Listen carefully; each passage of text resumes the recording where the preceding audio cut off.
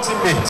Without winning on the field, the debt incurred in building the infrastructure remain on the books, accumulate more interest, and further impoverish the club. To sum up, we are calling for the dissolution of the board, the convening of an AGM tentatively fixed by the end of March 2024 to elect and or approve a new board, and emphasizing that we are demanding an overhaul rather than cosmetic changes to the board. Whilst at that, we are also urging the newly appointed coach Abubakar Watara and his technical team, as well as the playing body, to work about themselves to restore the club's spirit and the relegation nightmare staring us in the face. We wish the team very well and pray for success to bring happiness and up in our hearts and smiles on our faces. Thank you very much.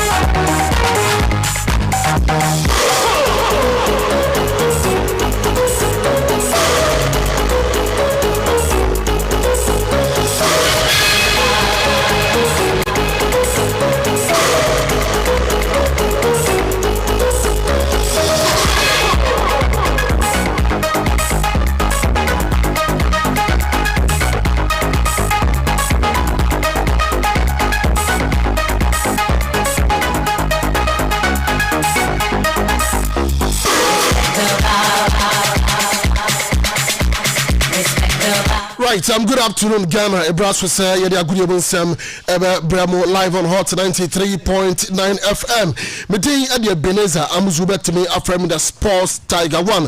Jomedia Ding at the Focus Sports. Debiada 4 to 6 p.m. And I had a good but the show is heavily produced by Kwame Kusike to the Ninja, Afre Francis, Ni J. Ellen Jima, and Nancy Posha Kujo, Wamu and Omo Boy Chidoma, Jadi Agudiamun Samno Air Bania Tenese, usually a shall say their Flaman and in Afre Dean Como, Nabiasu et me Akun Kaina Fia Tiatum on the local front, Naya Dean Como on the local scene as well. Shall say the 20th day of February 2024, a wonderful Tuesday afternoon, and I had a good evening. Sam no airbar. I'm an answer. Yet say Thomas Tuchel, near Chelsea or Shannon say.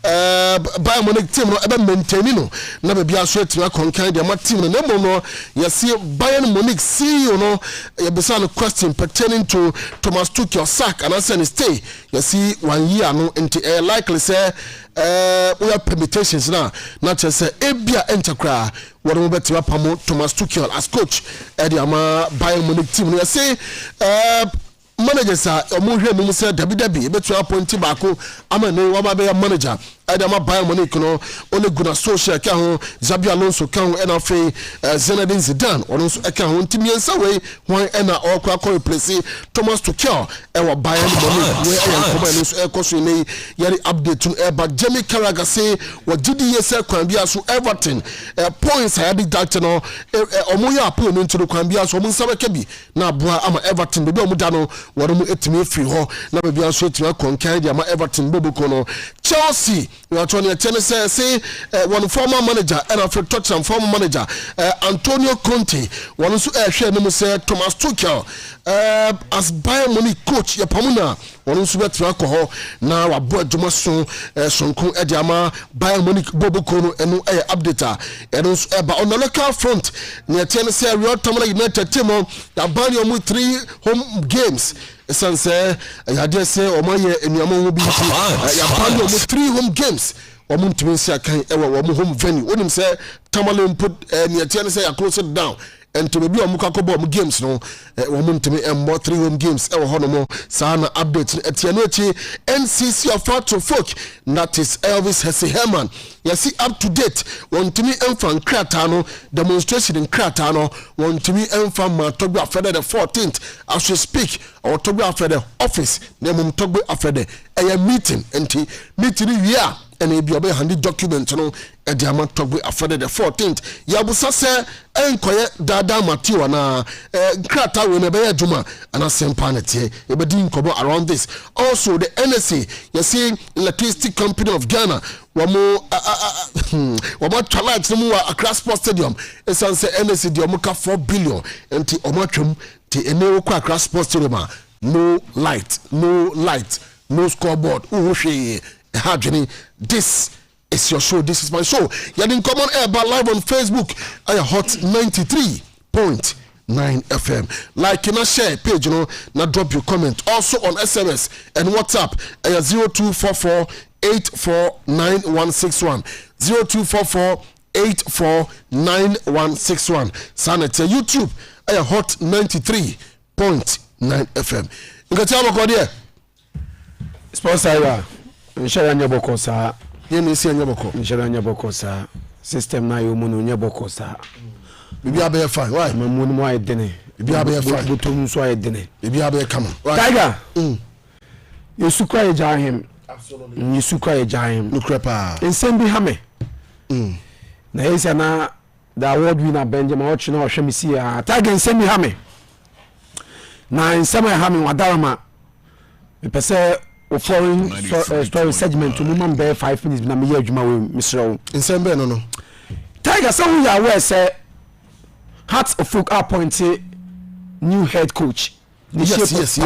Abubakar Watara. Yeah, new head coach with Ivory Coast. But Tiger yen says since papa no and maybe about Ghana no way back 2090s and we buy under tutelage of Herbert Mensah time. That's King Faisal. That is King Faisal. Okay. Baba panu koye no.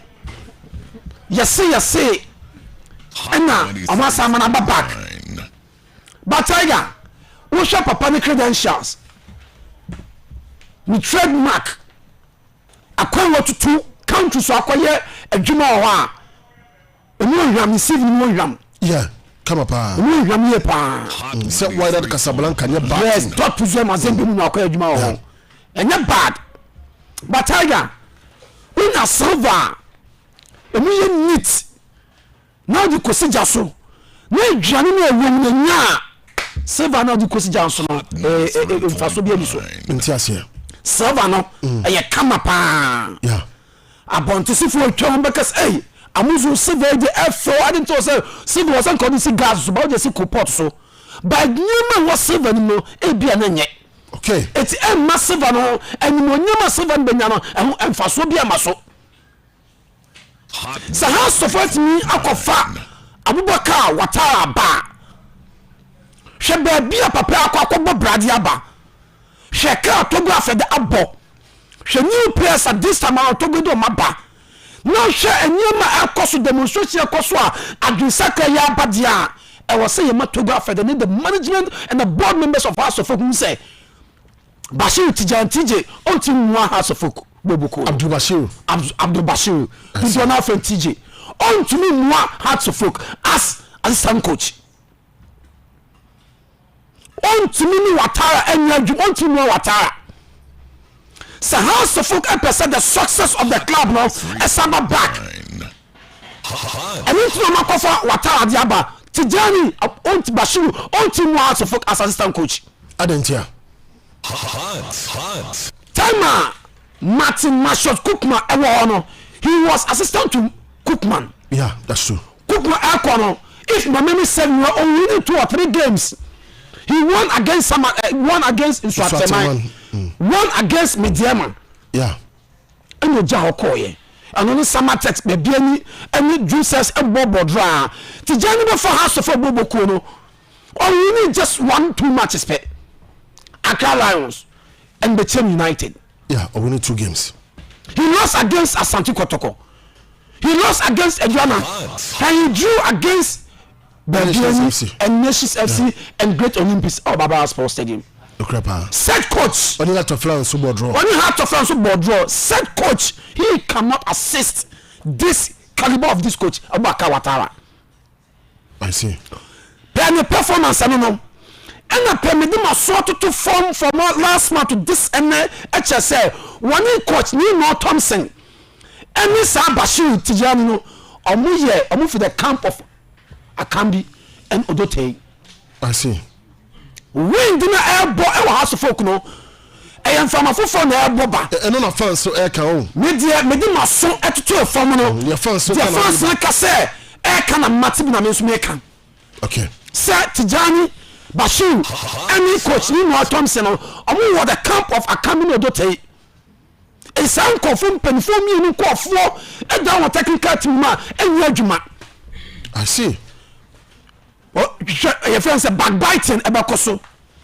Hey, it's serious. What I didn't see you. I didn't see you say Alaja can be and you don't take down wall. Not Bashir Tijani, any new more down wall. No matter say Watara and Yajuma. Yenta mean dear Chin said, because I time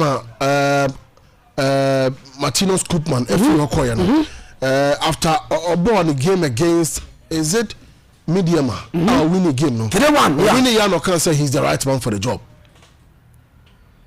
Tijani say he's the right man for the job. Koopman a right man for the job. No Tijani no. One Tijani a right man for the job, but I did man no. House of folk went to me.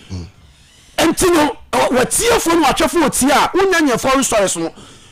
And he came to William. He is not the right man for the job. Assistant went to me. Yet Sadi Cross who saw went to me. Okay. Was selfie a company of the team conconsa for him. You can say that. Oh, dear, me want to be a chess or your conconsa. Mamintebako. Montebako. Aye, Mamintebako. Montebako. Yes. Oh, senior. And some of course, you know, missing from a full neighbor has no. To be camping for me, anyway, conconsa for. As son say, oh, now another daughter, I'm far in school time near your ama. And some of the school time, I'm down on the phone so. Omukaway, no makaway, Omuka no makaway. A quite best now, some of what you call ye. On free by own. A quite best so and a mass, some of what you call ye. A quite best so and a mass, some of players need be a call ye. So, Omojuman or Moye. A do some has a here almost service no, Omuka something for our yes, Edmano. Okay. And Tiaco Metians and maybe now for some appointed Lesson Kukubates. Yeah. Emma metis or something for me and so a drone to me. Maybe want to say how down free bar. As I will something more than Mamma 2 or 3 or 4. Mamunka Banamra. Unam come on it. And the Benito I need my crab man to be chairman. Now in just walk as possible. Dear Lessie.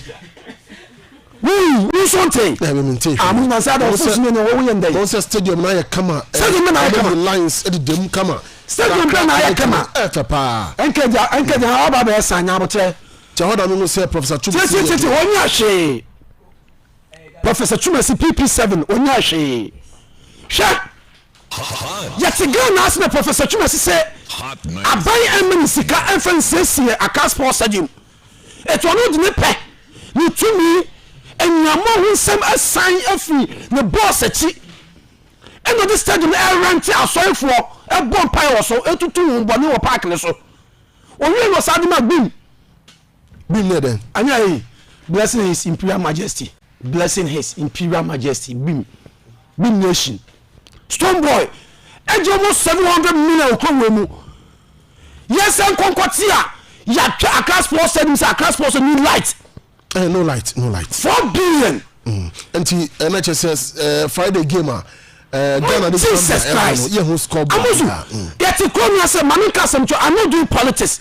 But the most serious note, ɔsɛ kasa kyerɛ mpanyinfoɔ especially his excellency nana adodan Akufo-Addo ɛsan sɛ ne yɛn ti wɔ no wɔyɛ ma Professor Twumasi gu n'anim ase too much wotumi sign minister ho na ɔde state ma akɔma Branson na sika na ɔbɛnya akɔ wotumi fa nsiesie wotumi fa mo Accra Sports Stadium ho bra yɛtum enti wɔsɛ yɛka kyerɛ vice president Bawumia sɛ wɔyɛ no ade sɛ ɔbɛ sɛ ɔdi akonnwa no so ɔpɛ sɛ ɔdi akonnwa no deɛ a 4 years 8 years MPP baa so no da bia asom ndwere wɔ Accra Sports Stadium Baba Sports Stadium Tamale Sports Stadium sɛ ɔpɛ sɛ ɔwi no deɛ ɛnyɛ Professor Twumasi ɔmo nyini mfu hɔ yaka the MPP government don't want to change this man ɛba sa na something obi abe spend some fishing somewhere and to say this time around say honorable Mustafa Yusuf or Trinity and the core bank CM ese papa ne ha no papa ne this time no o man adwuma nkoso esa say no MPP aban ba so no Accra Sports for 1 year nie enuma bebre na asɛn hwɛ Tamale Sports Stadium sebi ye jana toilet jana car enya akɔkɔsi Tamale Sports Stadium and you west every park and say to fertilize the green grass. It's sad, you know. It's sad, very sad. And this man is still there. And the government of MPP, His Excellency Nana Akufo-Addo channel, Vice President Bawumia Professor Twumasi, Asa Omana Defis. Na ni we fi so Baba campaign na. Bawumia ni we fi so Baba campaign na. Omo ko ja Accra Sports Stadium mo ko campaign no. Eyi omo pay promise yi yo mo no eto man ko washoes vice president pay for one ko washoes and I do so dem ko do so mo kam serious Jesus Christ MPP government disappointed this nation for letting Professor Twumasi renting the Accra Sports Stadium millions of monies he cannot do accountable for this monies and this government MPP are buying another pay when you count the set at the conference economic bomber omo the day we bia no be catch football say band football I'm not done but there is a time also so na kasa Professor Twumasi okay mami na see na femi ko amana ne na yen nkomo yen to aso ne nkomo pa MKF Enterprise boa na show no ba wa kwam sanso na corporate intelligence bureau omo so kan ho eno echi me pa cho the fearsome 3 enso eka pa Hepa Plus Pavi and a free plus mosque omunya boa and a show no yedi eba makwamo anti stick and stay with us ya to aso e di amana nsem na ma na bibia so etimi akoye pa very good afternoon. Good afternoon, Eben. So we are fine. God is still the greatest. We are fine. We need to also hear. Yeah, your brain. I'm Amuzu. Now, yes. Madam Fubi, a military man or Bema campus. See me, Misa say. In fact, your friend is silent tamponsa. Okay. Or see me, Misa say. How to folk team no. Oh, your dear woman. I don't Misa say. I don't know. Misa not you. I'm going almost a video be circulated part timer. Or more demonstration now. Or more a submitted petition to Mr. Elvis Herman Hessino. Now the bunkum so as and when our address situations. It was not me. Sir. Who did bunkum so? Now we not in China. I'm directly opposite to them. Sir. Yeah. Okay. There was a man be a metric say be officer me man be semi. Oh, okay. I don't also know him. I say or saw him. So he in fact me and me when I share sani man when sani ade. Okay. But as on me body touch. Yes. Okay. Tie bia no officer me. I went there to cover that assignment. Okay. Journalist, what do you say? To cover here no and I be came mu sem e no. What is insanity? Okay. Ti yan komra. Yan komra na. As NCC no kra na senya kono. Ti enya ade a me de be hu be for mu. Oh sir. Omunia man nyefe. What I say? Francis into family 2 million come as usual.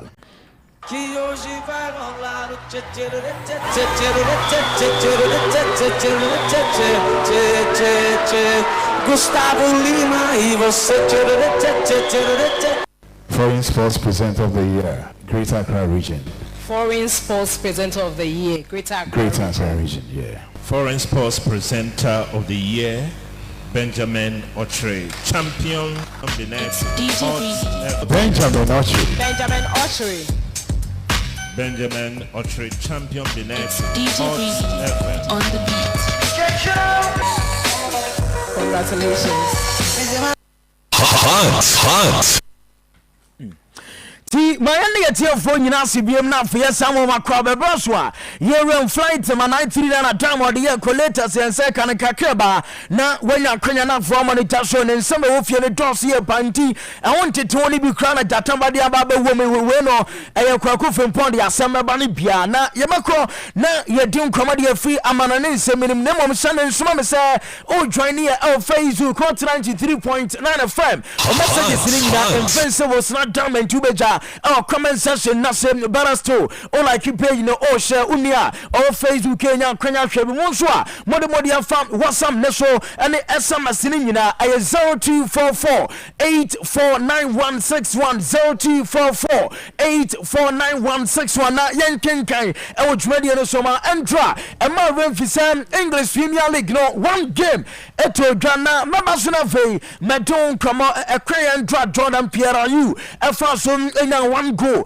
Edema Crystal Palace team ni nyina eda show no so ayede eba e wo focus for so ade so ba before that time Shannon so send and officially mame fan to an AFCON 2025 where aye prelims draw and so enya kwanya etodwa na ade na no dimbruta o join here on Facebook the Italian first leg no ebenya kwanya baso na matches America ni nyina running from 20th to 26th March anasa matches no ebeto 20 Morocco 2025 AFCON no and a prelims run of games eto jana and a draw enya Kenya eba so Somalia and then Estwani and the Ebo and what is our Tommy and Principe and the South Sudan eba Chad and so Ebon Mauritius and Afenso Djibouti and the Liberian team when I prelims ya train set some matches winning na and so enya Kenya baswa omo qualify no and be joining nations and as a countries omo be si drum ahead of Morocco 2025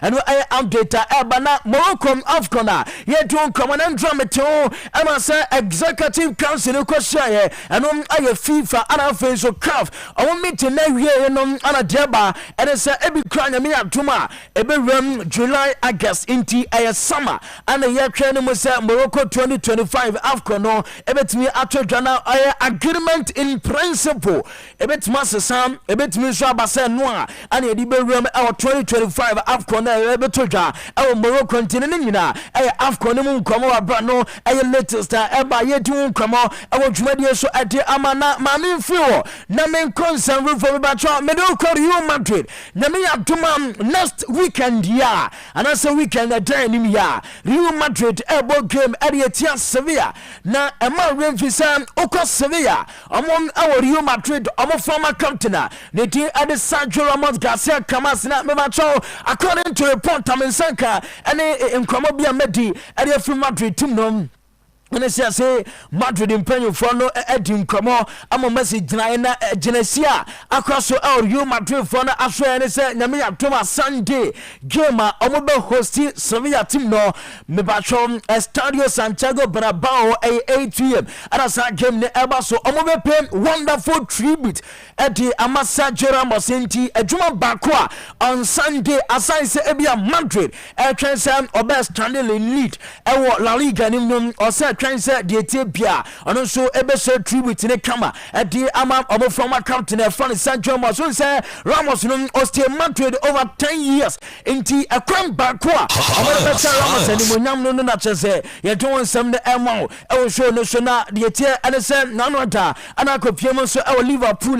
Rabia strong Emerson open clubs are since away injury and Mopa Liverpool team the account opening Niti and Jackson David Nobel Klopp a manager and a Liverpool in the process say and a movie San and Pia Lipum injury situations no at the say or saying Diego Jota wakwa kwanyani injury introno crowd here best 1 month be onya kwanya so enya adwuma informal Liverpool team no enya no kwa Alisson Ramsey's Becker or muscle injury or your root out Liverpool matches omobabon in the next 3 weeks na enya dia say Alisson ebetime so abobi enya no kwa abanjane dinde Captain Johnson so akopa na ono ne dia no info mensaka ene say a bone ligament injury ana credit Captain Jones nemom Samuel Sanesa Alexander Arnold and Dominic Soboslai Sam Prince winning na omanya ready so omaya juma jama leponi na injuries akoniya Liverpool nti kamia say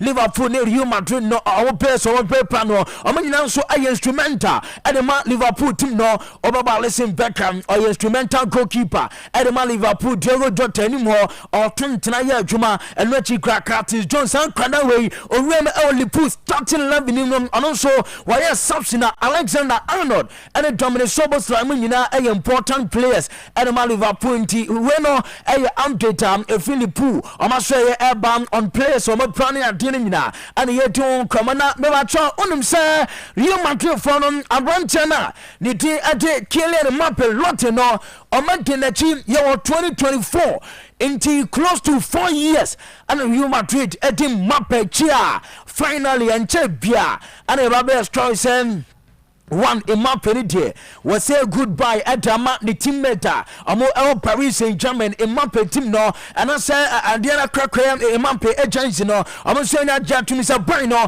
na me atoma from July about Johnny Mbappe dem enjoy wiakra me the update no aba betu dwama one we no packages PA for no amo benya de free you Madrid for no ensem enochi me ba ya strong na entra ebe come salaries annually Mbappe ebaje anafenso emunchese ni nyina meribatu dwa amana openi efan Emmanuel Petit ano say o kamo bia swate sanse Real Madrid fraternity ni nyina omani ya Joseph finally Kylian Mbappe London and so ba Madrid na so Mr. Emmanuel Petit there asim a problem at the Real Madrid say Mbappe join no say na anyam biasame na okanti Emmanuel Petit na sama ono so can you find map no as social media entiase ono nko a enenim reasoning tia asim a problem say Mbappe ekwakoye adwuma e dey ama Real Madrid team no ono so die no ana che say odi aba betom montin so I don't some no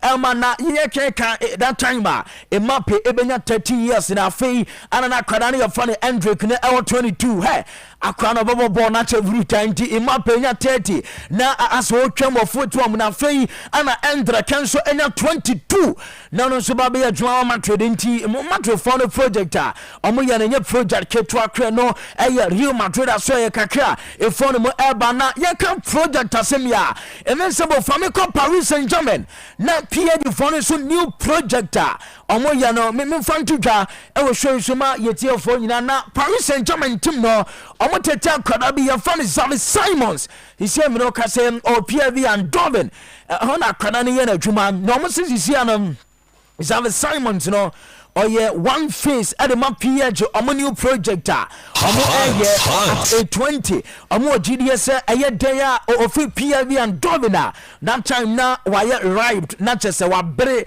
on so ba be atuma at the map PH team no and no cry intelligence amegata and say omo a teenager akada we obobo bruta ne dey at him Warren Ziari Henry what is 17 years into new face and no a new project PH for na say amoba benti san kwada no ana o join on Facebook invincible diamond amo down screen sense nyina aye PH amo project amo so enya say aye nti Zara Simons our 20 and wechi krabanja funny say Ziara Emery and so our 17 in kwada we amo bebo born na che bruta ni nyina so aye Madrid aso ye dey for me ba ye don come I will show you so at amana officially after some Olympic Marseille omo job penia ne di ade Janeiro Ivan Rena Gattuso kwan weekend we no diabam and say ukom Ivory Coast omo koja odo omo ye preparation edo omo ba AFCON nemum ekodrum pempenso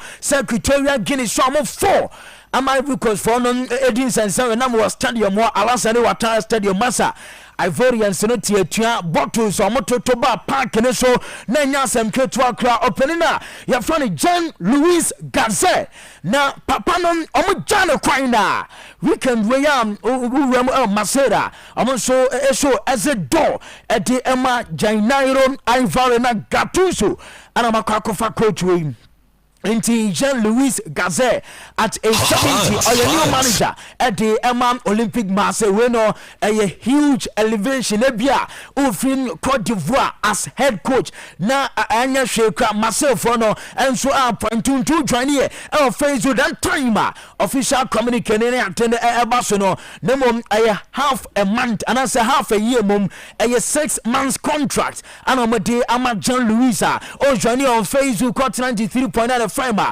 Nina so at that screen in this one. Yeah, watch my show so at the Amana Chandra. And I'm a sporting a DB our Twitter. Now FC Barca. On him say Barca from on Spotify. Amo Erezi fans.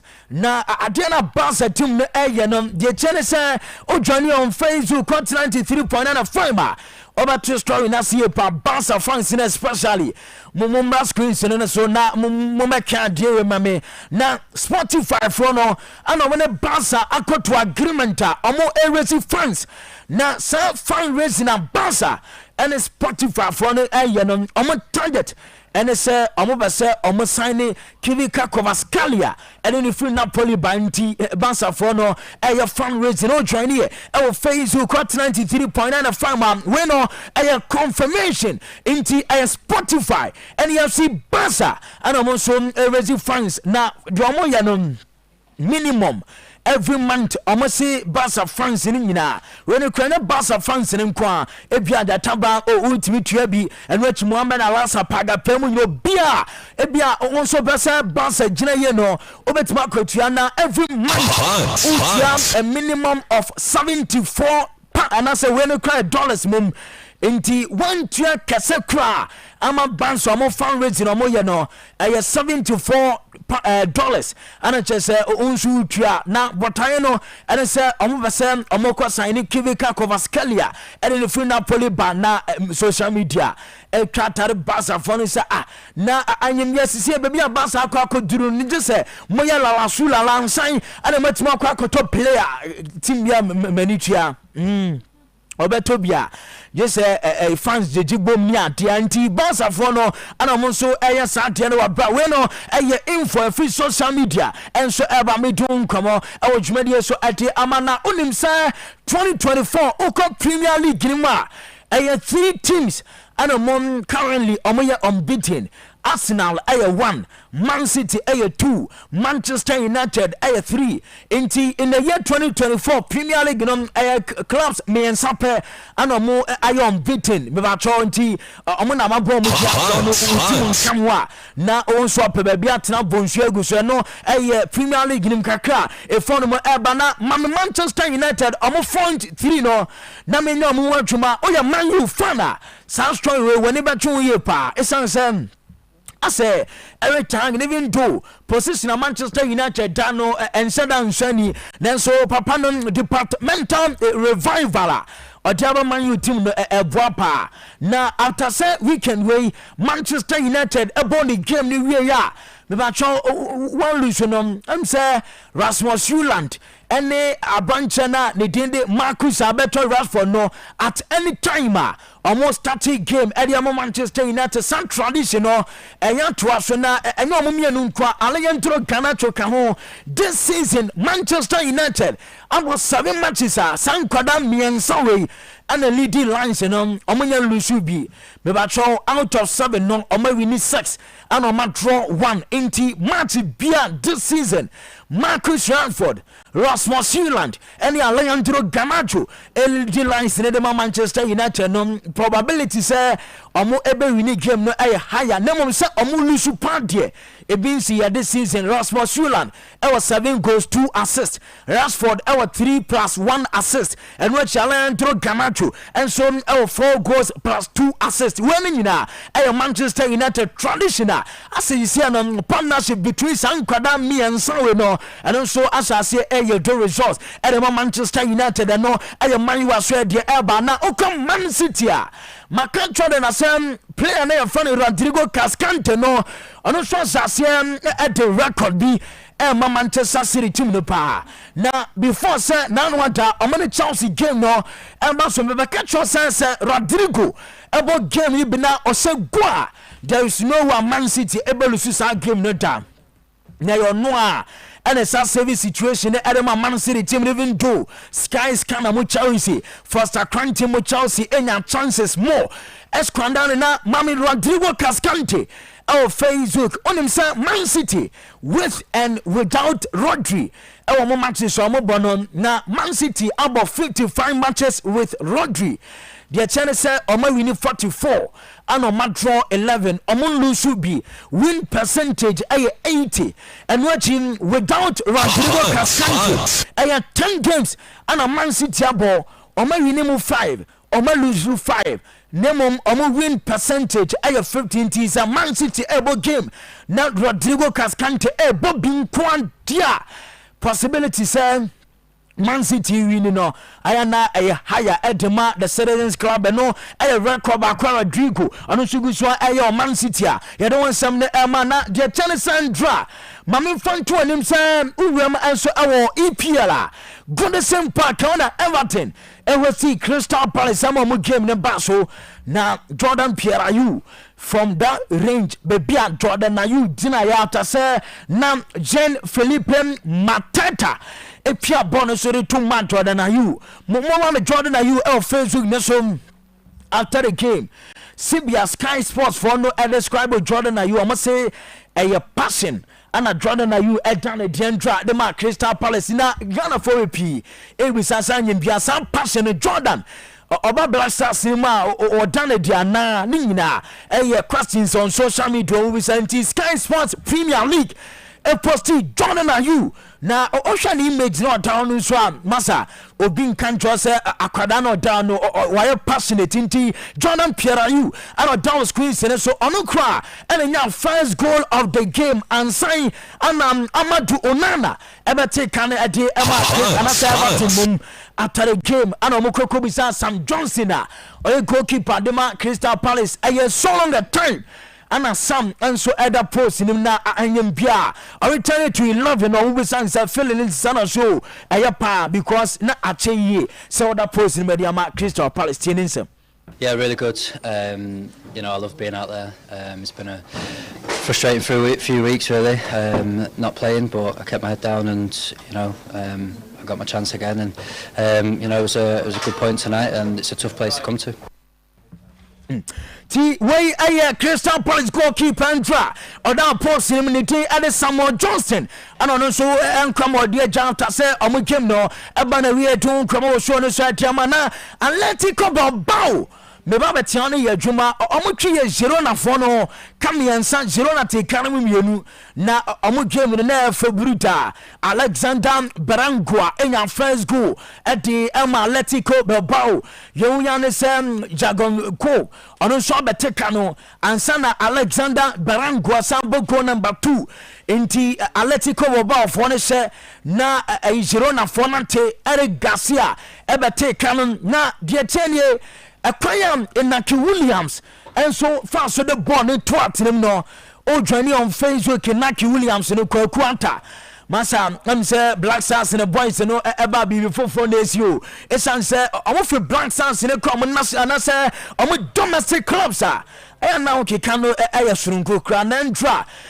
goal number 96 and Inaki Williams Ashadia Atletico Bilbao anti aka 4 now we do 100 goals for Atletico Bilbao and Tinueno a branch and a team Ete Inaki Williams you didn't want some to draw show so at Yamanina update free and Atletico Bilbao gamer already tell Sherona ye watchma I was ready so at Amana Namia Tuma and a match is in Oko Premier League Grima Mamin confirm say Man City able game area champ Brentford now that game non crucial some Man City ebetimi so I return seat and no a Premier League title and a game no and we pa e so e Etihad Campus Stadium open front said down in England and a center for the game ahead of the game the memete and it's as usual a 4-1-4-1 system and a Man City Edicom Edison Santana Morais and for Fosno Oboka Walker Manuel Akanji Ruben Diaz Nathan Aki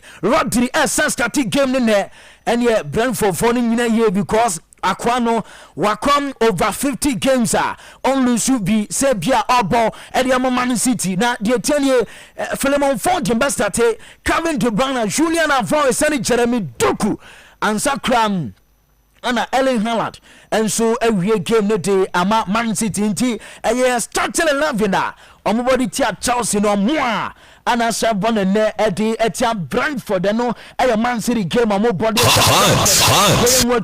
from the English Premier League ye don't come out so Eddie amount now ye can a Champions League run of 16 2 matches in Tottenham na games baso no big game no baso Milan Cromo Gosapa Meyenza na series of Inter Ken Roger Blancos of Atletico Madrid no mu game na baso na a game between two tacticians Simeone Inzaghi at the Inter for the Basanso and Diego Pablo Simeone Aokolo and also at the Atletico Madrid team number na adebia kwakwesi Milan Cromo joining on Facebook convincible mami Inter fans no reaction no Inter Milan and in just Atletico Madrid fans no ana omukoko shiem na ade na esi no kwa Atletico Madrid traveling fans omukoko piem ewo Milan Cromo ana omusase se omoto omantem Atleti chase omoto Atletico Madrid antem no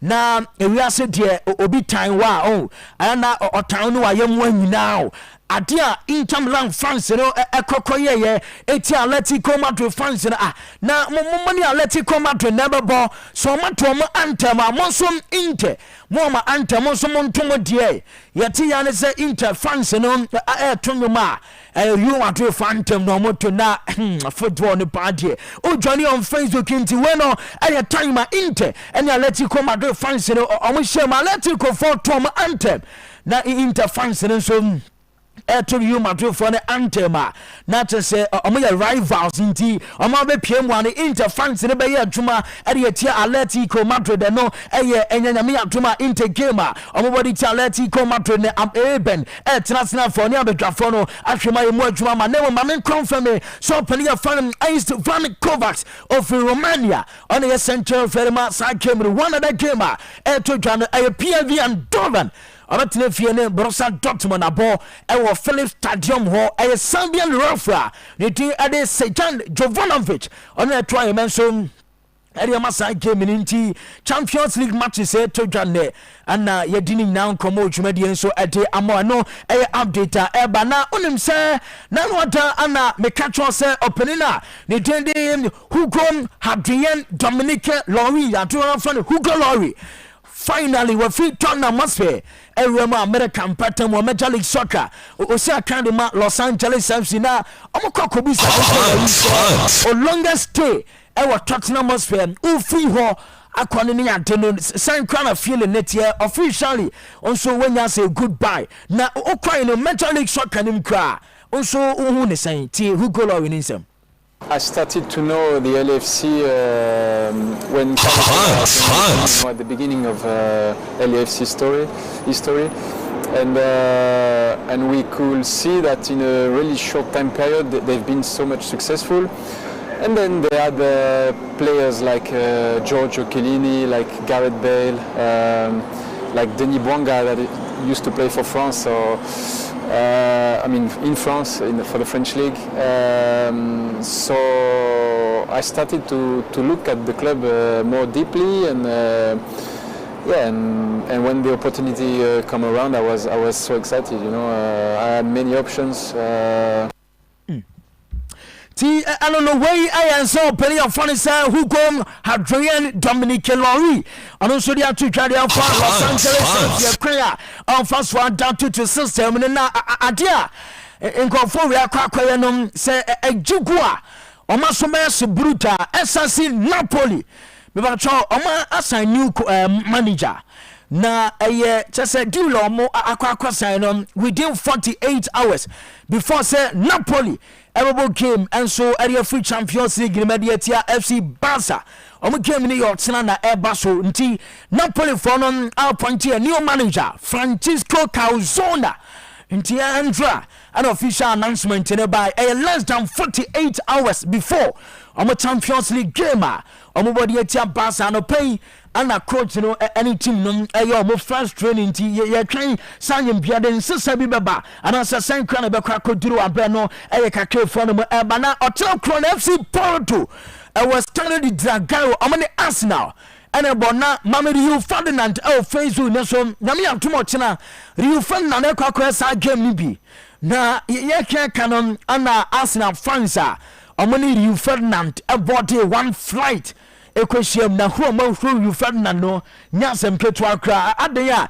last week on papa no obeki kan sempi adefa bukayo ayoyinka saka ho se ana saka no as a one-sided player I'm a commenter ono e kan fa bukayo saka na Arsenal fans no omobo anyo so kra na omoni shame e play nim no masa brutal tropa and I tell you friend and two journey Facebook incident see between you friend and any Arsenal fans omo na so etna one play mun nyina say omo ko Portugal etna game Arsenal NFC Porto for the Elbon update no and a down screen sin so etin nyina e komo e dwumade so ade amana mami wem kakra bi e won sem from na menyan fancy okor Real Madrid as two Kalan Ancelotti the done and look at Modric team come season way even though but be announcement they say enya kwana we are Luka and to us nya adwuma as player and former Real Madrid team now opening for Ancelotti in common Luka Modric edini nyina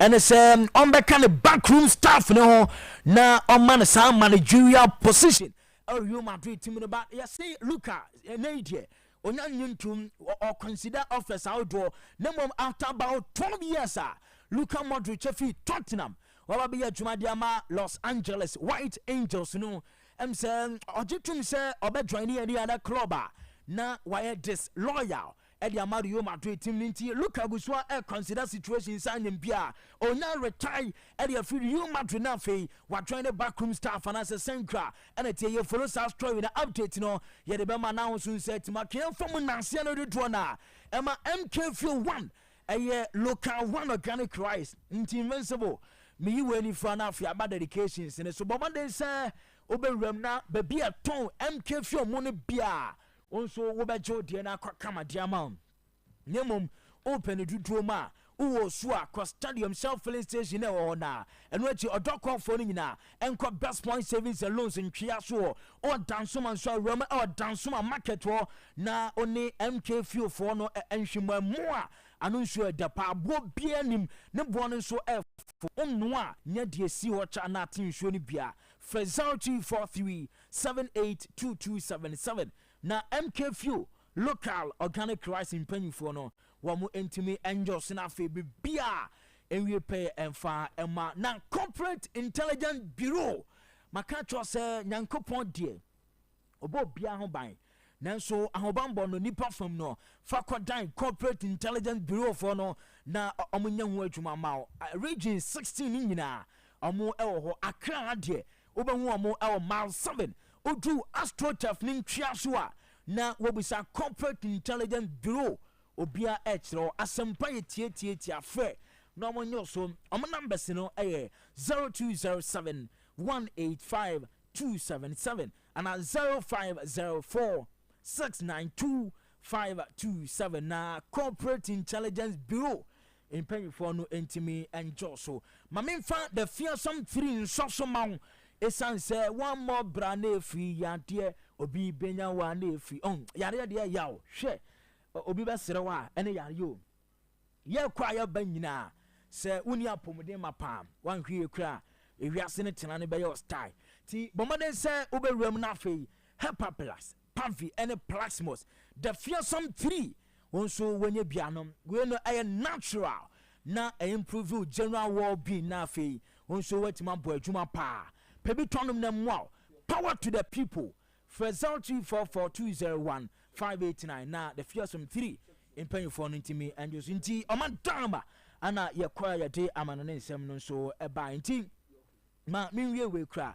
be ba tro obi pe 2-bedroom apartment ewo Taifa eno ati ewo Burkina na se bi kra ewo Fanko anase Tantra bomodin say onso be obi adoye na obi enya ba bia da mesre wa a 2-bedroom apartment ana obi penti jenambes ne sisi a wadahoma na se ebi da hosa na wafre na bibia nso atima akọ kamenti or 2-bedroom apartment ewo Taifa Burkina Franco Barrier na se Tantra Hills 0348 220588 0348 220588 na frena obi nso enya baby enna but then before say Eben ewrem no maminyi dedication we emfi okra me papa baako na endra na wodanti a happy belated birthday enko emfa emam Elder Francis Bio dodo na from Mr. Abu nyankopon enhyira no ntun kwandam we efi ma Josephine hone nkwada ne nyina mafra ne nchen ana mo say yemfa a belated birthday we emanendra na ye wa wodane nti enne ana ye di ama power fidie so Elder Francis Bio Mr. Abu nyankopon shapa na fe ade nyina enimu a na enwio ye nti Eben yem fancy na oni abedwafo no embeto so as usual team champion Benito family members no omunso 8 show we ya enya asem keto mo ma biem nyina ma yenchiacha mu nyina ye kwaba dia ka chire ana edos ye from a champion Benito. Adios amigo. Listen to Hot Sports, the #1 sports program in Listen to Hot Sports, the #1 sports program in the nation. Welcome back here to us with Nkwana Mamo, champion Benito, and I want to Eddie Amananesiam no Eddie buy quickly. You better to us with the war on saying Eddie Amao. Now for baby I'll show to me a conkai. But then young first and be Emma Frana Jebal and Spiritual Center, Prophetess Dr. Rita Mensa, aka Doctor. 40 days, so no air bois and a show no jadi air bar wakwamoni tell say doc says we are dinner yariano a fibroid and answer cancer, stroke, diabetes, gonorrhea, syphilis, low sperm count, high blood pressure, halitosis and answer bad breath, after premature ejaculation, spiritual marriage ni nyina no oto ase ejamao e wona so ye e ba to ya say Mondays to Saturdays and Dr. Prophetess Rita Mensa wonu ejuma from 7:30 a.m. ekopim 5:30 p.m. our ofanko barrier ho 7 days behind the police station ho and our Dr. 40 days friend our numbers we so 0532 902290 0532 902290 and of a 0243 04 4900 0243 04 4900 Prophetess Dr. Rita Mensa and a Fred for say brother fee on to Yarena si emfa emma who ha only same renye mami sha say free pagape the ever controversial pagape ho na fee yending komo na bibia nya kama pa paga bako good afternoon so who here pa da yesu asi what you bad in can Martinica. Lieutenant Colonel no Martinica. Oh nice one Lieutenant Colonel Musa Mohammed yeah nice one me sure say be fine bibia da ko mama ntio my moss man mako and song 7 minutes who how they saying uninterrupted mama ntio paga unim ade ha me kakra ne se won say ne ukoye journalism adwuma the other times so akoye ese ko mbo abaso se bibia no wo ho na mun ja sai no man na debe ade mo be se ye be adwuma bi wana mun ja sa de na ye adwuma journalism that science entails one ko awunya you can't sit in your house and get the news you have to be at the source of the thing no one say b ni c ni d ni say na be kan na wo kan ye say ye pe yes o mun ja sa no man yo ene me ha no say me san de akota korade the so-called police officer now in discipline now so a phobia no Grand State ayibio Kumasi radio station okay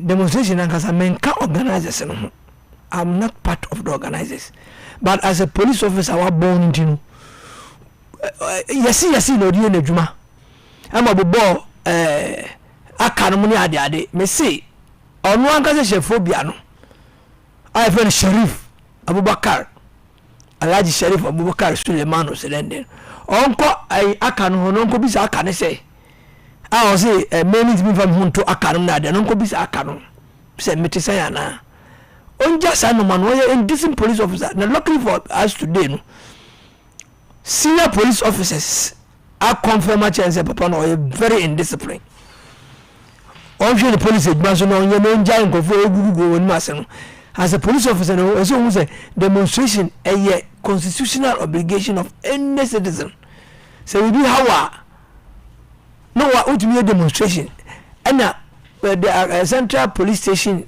today acclaim the demonstration of House of Folk supporters as the best ever they have seen on. I'm telling you, okay. The best a disciplined demonstration on me. On me yes, baby, I saw my mom. They went back to the police hierarchy to thank them. They didn't see that.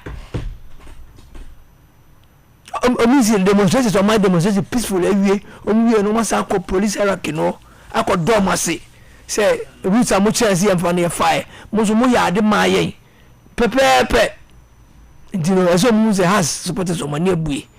Munja Zanu man on me, now be called demonstration now will be a bush and rubbish. Over to me, I count there, but that will be called a demonstration. Over my count the civil way. Oh, maybe a side demonstration, and Jamra. Then we'll go insult the person who want to demonstration. What are the Nasi? So, me how to say, some of one of my Bob, no, how no. I be beyond some repression for now. Almost cut through their personal life. No, just I am very indisciplined on their part. Yo, so I do so as Madame say I am a and we are Accra Academy. The whole Accra Academy. Do so. Kumasi Ashanti region. Do so. Sports Council. Do so. This is my colleague Kai. I demand the Professor Jumesi. Why am this current administration? Oh, good man, must know. The nations one below. Some go Ivory Coast, some go who they see Ivory Coast. Even the annual capital can see their stadium. The nations Wembley. Yeah, Accra. Now your team has and got a match. Ediko Kumasi. Now I got Debbie. It's Ediko Kumasi. Ma this is happy. So will the people of Accra be happy on whatever is happening? Se si Amuzu do some be buy e ba Accra Sports Stadium. Don't be so much as Kumasi Sports Stadium Monica.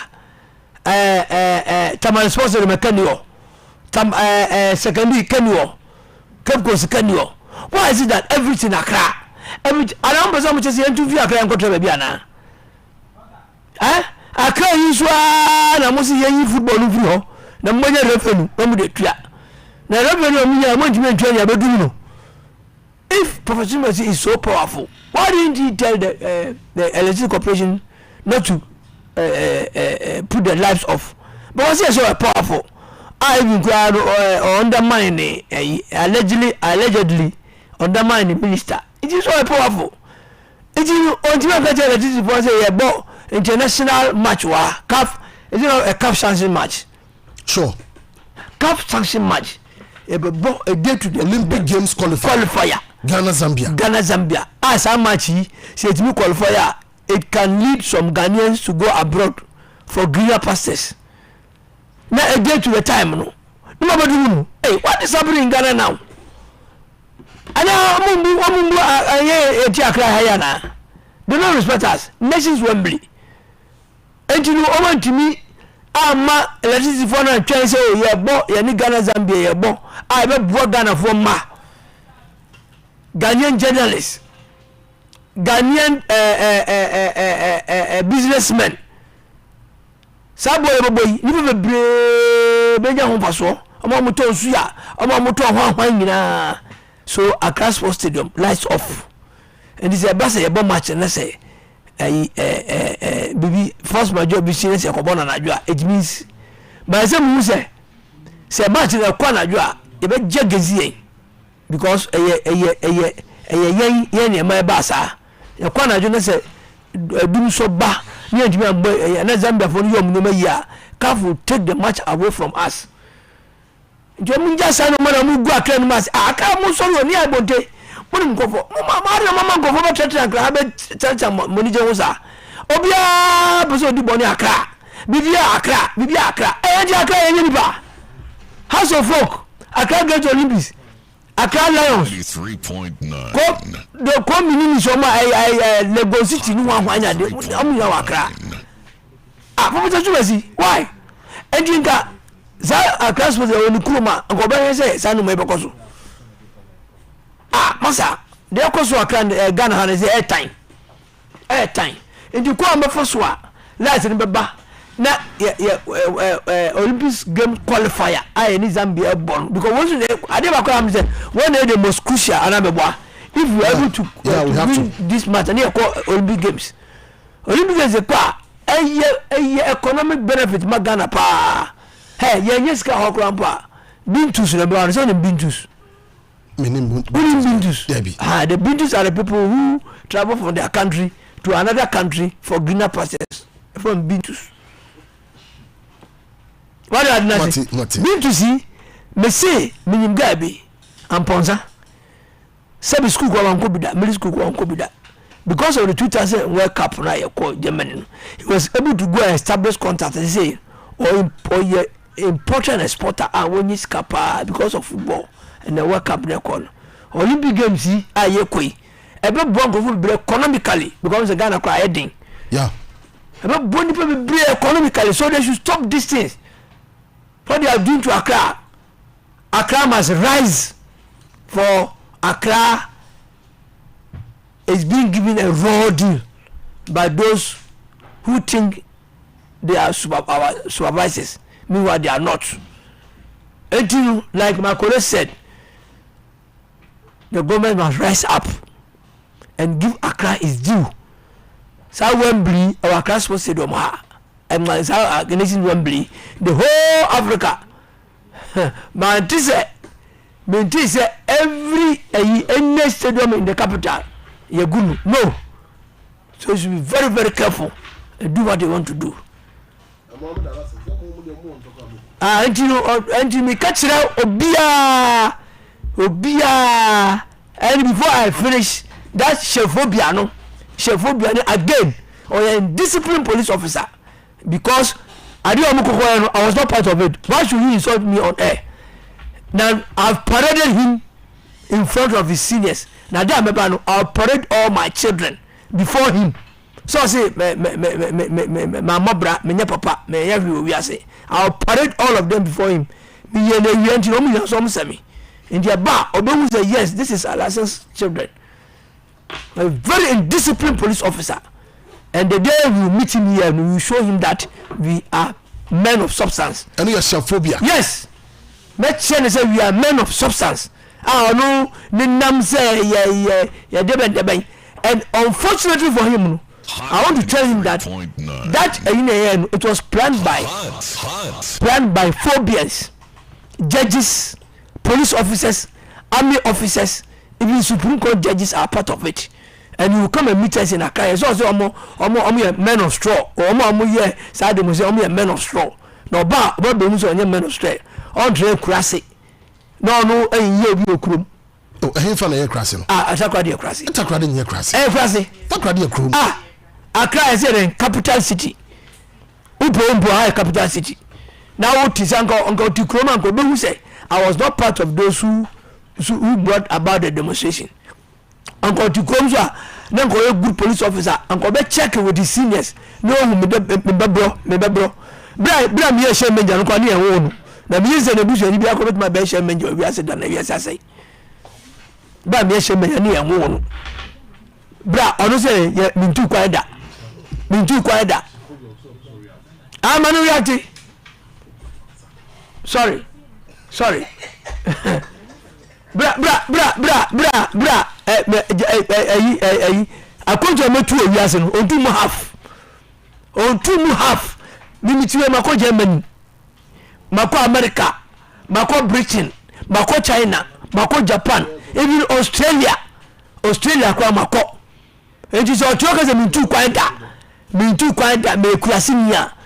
Meanwhile I was not part of the demonstrators. So he cannot be there and insult me. That is why I reported him to his superiors. According to the superiors, I must say he has no authority today. And then he has no authority. Even if he wants to talk to the public now, he should have clearance from the police administration. Okay, and chef person reacted to some of the things I can. Me sure say bia the way I can on maybe na nyɛ saa no nso kan no, but saa nso a on ten na afei ntie the way tie. Chef, good evening. Good evening, Swat Tiger. Some of there. Boko. Edian is only Mohammed Alansan. What is happening? I can't send people. Sana, who can say?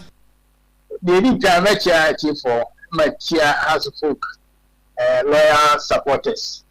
Our supporters. But in fact, the tier program, we started tier program late, Kaka. The material, say, what you say, on yeah, important to say something like that. That's the little portion I had. But I've also been informed, say, where the matter is a class in ya.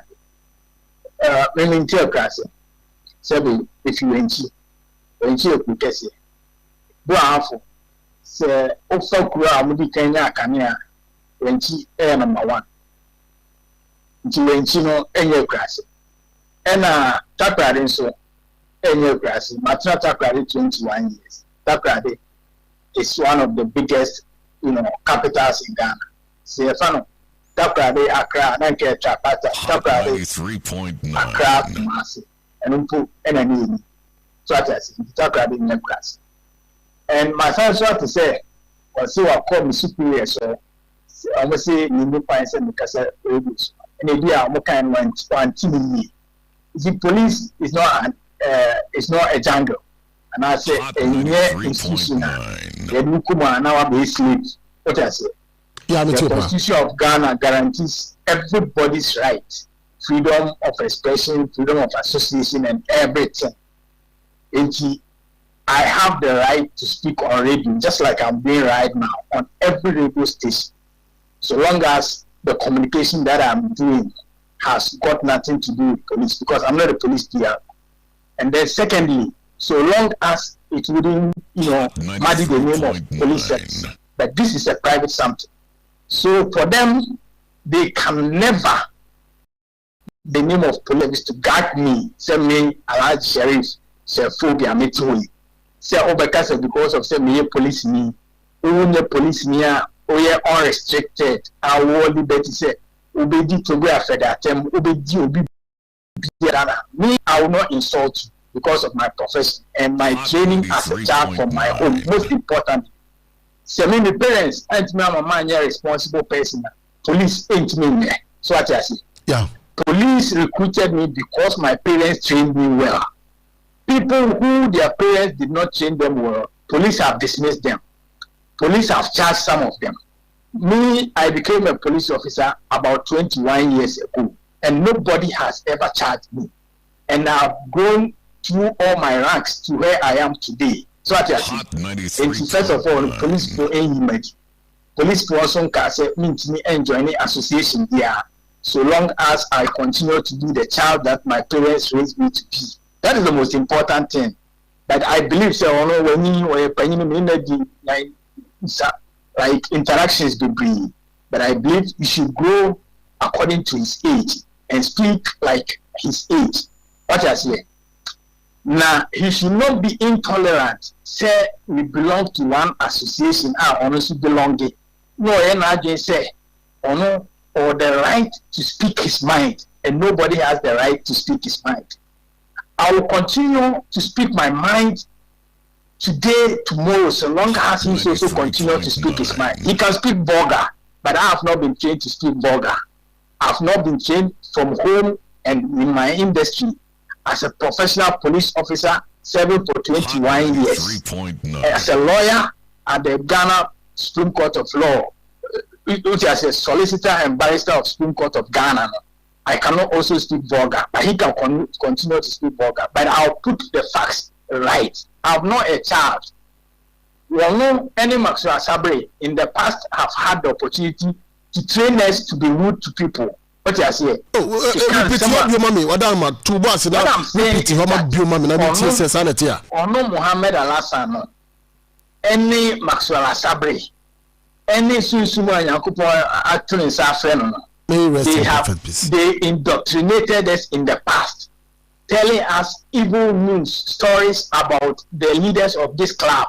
Oh, sanity. That yes, said me say Osimeboa on it one. You see, we thought say growing up, no, they were leaders. We look up to them for quality information because we thought they were people who were leading our club and taking our club to places. And we didn't know anybody. Omo NFL omo edge information. Na omo kade be ma yakuma say na yakodi nkofo atem. Eno ene start here and we thought say no, we need to probe further for the truth. And now they are hurt because we have located the truth. And they will continue to lie, but not some of us. Okay, Chef. At what point, Chef? At what point, I realize this? The likes of Maxwell Sabri, Mohamed Alassane, Wabu Tiamu Kwamboni. At what point, and at what point, Tuna, who no crana would divert here? Very good. For instance, Mohamed Alassane and Maxwell Sabri, particularly Susu. But Susu, they started activism. Now, I did be a lot of practice. I'm not on your contract. No, Richie Gnet or something. Yeah. What I say, Ginabiano be in a more takrade, Obama mention or Menino Corals, then they will be telling you the stories that you must hear. What I say, and the reason you progress in life, you move from one stage to other. And if you are more enlightened, to say the enlightened, the number to say Obi or diaspora near, say you manipulating agent, say the Omode. I began to ask questions. But Chef, I'm sure you'd agree, sir. Okay, sir, that's for the manipulation more. It's a bit too harsh on this. I will explain to you why I believe and can confirm, say they manipulate them because I've spoken to the diaspora chairman. Okay, okay. All right. And the trend now, I'm fast. Who's the diaspora chairman? You didn't know that trend also. For instance, Maxwell Sabri listens to me, catch me. And as I'm catching and say, Alaja can be a Kukusika. What you say? We Susafana Yemwa. We listened for. I decided to listen from the Alaji side, contradicted it with their side. I realized it was a lie. They told us, say, Togo the team local Volta region. When we look at it clearly, we realize how can Togo take a crowd's book to Volta region? We will say, I am 12. So they mention. Just in some of my catcher, and those some catcher is a large can be a MTN Sika. Actually, we says cannot plan, no, is a large can be the sponsor of Congress or Tapa any mass. Congress, I see. Congress, I see. So I say, we got the information and got to know, say, no, they told us to go a sedan or free moon, a flotation, or said about which my winning house. But we realize it. Omo Muhammad Alassane Maxwell Sabri no ena Komodo Mensa no Mr. Atu Ahoy no ne eyi bonten ka so mo be flotation no to go any company no e bi sika ba e be share flotation no sponsors flotation no omo ta ma ye advertising say nkofo beto shares no ono Muhammad Alassane Maxwell Sabri no e ko say has folk supporters agent say mo monto na has supporters anto na has eboka Emum and a two baby rescue was a book because Nanka has a book from Boca, a government computation. It is a uti way in announced and yes, I indoctrinating could be no money and decipher the truth from the lies. Then you get to know, say, Omoja, but we know Yankupa liberate you from the shackles of lies from Master Sabri, Susan Yankupa man baby panda. Me na Susan Mammy too, Alaja can be doing say a friend of Okodama, some boy on the Bisama said. There are two Alaja can be doing so and why is it a offer buy? Because he didn't know and then we know. So he cannot lie to me. That's why he's frustrated. And for him, let him know that we are going all out, not to insult anybody, not to fight, but to set the record straight. We are going to put the facts right. Okay. When I knew him, I was like 26 years. Today, I'm over 40 years. So he should stop thinking. If he has a son in the house who is more than 40 years or about 40 years, and he can think right, then he must know I can also think right. Okay, Janasuma Mina Mohammed Alasan Super say Oya Kakra. He feels that there are some comments we are making here. And also one could into Wadarma when he's also making a statement. Yeah, now to what to Bossy or we are now swabbing Wadarma. Why? Nice one. Jina Homano so me say diaspora chairman so fresh up say joining the discussion. So as and when the diaspora chairman joins, we will also add in nothing it made in Kobani. Why? Okay, more Brad Nafi Mintio. He said a lot. Take your time. He said a lot. Mabintio, your battle. Number one. Yeah, the Makuma. Number one. Me person who say. Sisi ametiye. I'm at the age of 69. Now, okan no radio station say, "Odi maso assembly jira, ejihana mi jira, ani edi tape ni nyina koi." Na person chairman, so o sika na person chairman say, "Oniminyansa, esi COP Francis Joku, GP4." Because as mo kan very lucky me mama wo, who say Orobishi police headquarters for no. What I say so be to me ga do. Number one, in his own analogy no can say when into the be see when into e GDS so bet maka so. It also mean ga do. Number one, organization omo here no make a home. Put make a home na. Was that part of the organization? Why should you insult me at Kumasi where I was not part and I don't know anything about me? That's what I'm going. The first time many months was salary your core program, so that doesn't mean some stooge. Hot 93. I'm not part of these organizers, and even yesterday did you see me there? I'm not part of it, so why should you insult me at the Kumasi radio station? The person me catch me say, or say me no, me more brother. What did I say? What do you need generally must assembly general ma? You will feel me at the ade. Oh, tell me your mabo. Na me person me catch and say no Jirasu chef did you really say that sir what the Maxwell Jinaha now the mood Jinaha that those comments did you say that? I don't want to repeat them.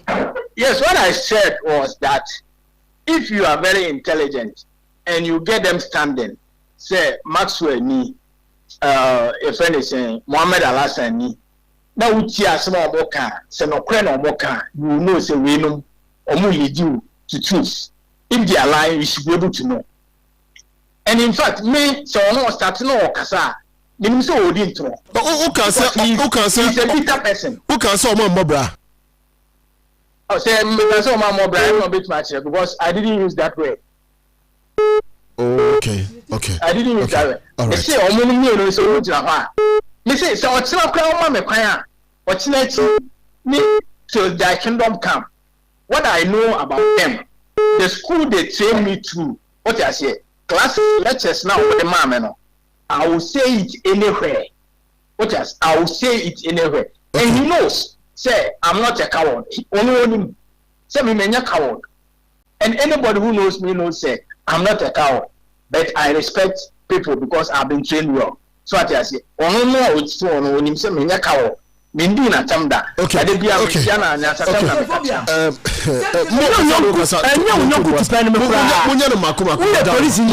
the police headquarters and ask of my son. Or a DCOP. And I Lieutenant Colonel Musa Muhammad. I am me back. Me koti anuba. To Sebi. Call. We are police officer. Go there and ask of my son. No. My two sons. Me person me catch also say. Tiger. Musa Dr. Musa Muhammad. Oh yeah, the 2013 the best student in Lagos. Okay. Mo what you say? Me say o dan me mama o si mi Japan. Me catch o aka na no problem. No, me dan me manu so a. Money kasa around those kind of issues are always here no. Now for about the Adama. Hold on. Amuzu. Me too. Amuzu. Let him know say police service na enye ne ba na wawo no na die o e Ghana aban de na Ghana aban fa nyina wa adwuma so ati ase enti enye ne ba na de se ne ba no e DCOP a wabɔ ne ho bra na wadu ho me nso me level am no me na mabɔ me ho bra na madu ho because yayi nkoto bebre adi so ati ase enti it's not about his son enti me smith my friend papa na sem ma me aba no let's deal with the issue me too se me nye bɔne a ne ba no se be ka fa me nsuro no ne ba no so IGP kra ye kasa se menye bone a me nsuro no It's as simple as that. Me too is a many bonnet, Miss Robia. If you're Montpellier, me bonnet, Miss Rono. But some meeting bonnie says, "I am police constable, me embassy." Okay, William, Mohammed Allah some problem back on say demonstrators on Kahu. So Ebani say na ukobo ni din kan one sem as Okahu or a part of them. That is his worry now. The NTR may say Okahu say, and he knows from the bottom of his heart say Okahu, and say Opese Omuso Okahu. I am telling him say Okahu. He's running away because the demonstration was a flop. A flop is no generation. Anyone now caught now when I see your friend is saying Ghana Journalists Association, the Omukoye rebata against Sadiq Obama and Dena. Or caught now no afraid to be say or Jack Toronto. And Jack Toronto, but me name your friend, me name your friend. Program now Omukoye no have never to go. Debbie. Program na any GFA program no kwa then okodi to go atem o say to go Jack Toronto.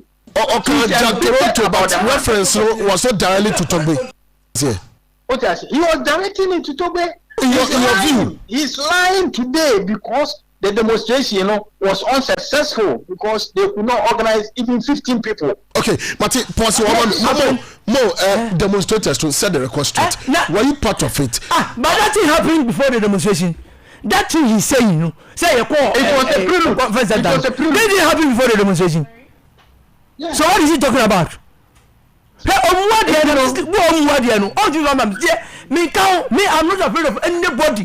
Me so bia we are scheduled me so bia we are say. Eruti ana ayi omu ye no. Ayi omu ye na dey 1997 dem ankobi. I went me na me demonstration for be me what? Me kan why should you go to Kumasi and insult me when I was not part of it? I can't hear me more. Oh, no, never say even about that is me. Huh? Oh, okay, chums and me more black. You didn't join the jam in Niche or do me compare Aka, Ali Maradona, why? Black, I'm going to black, I'm going to die. Oh, man, hustle, Musa Memorial Hustle. It's for me. I built it. It's still gone. And I was of the sorry, no, young worker city. Maybe you and you call for no say, or none of them. Me nisika to the but me ma 18 na I saying professors professor doctor degree holders wom chef me many na chef landed on me na me parody them before him me ya shen bizanse I was the youngest share manager in Ghana at the age of 23. I was the share manager and I'm a share me ma I looked after my children, everything. So Mwadia, and you so. Now I see, how he speaks on the chef on the what the issues always.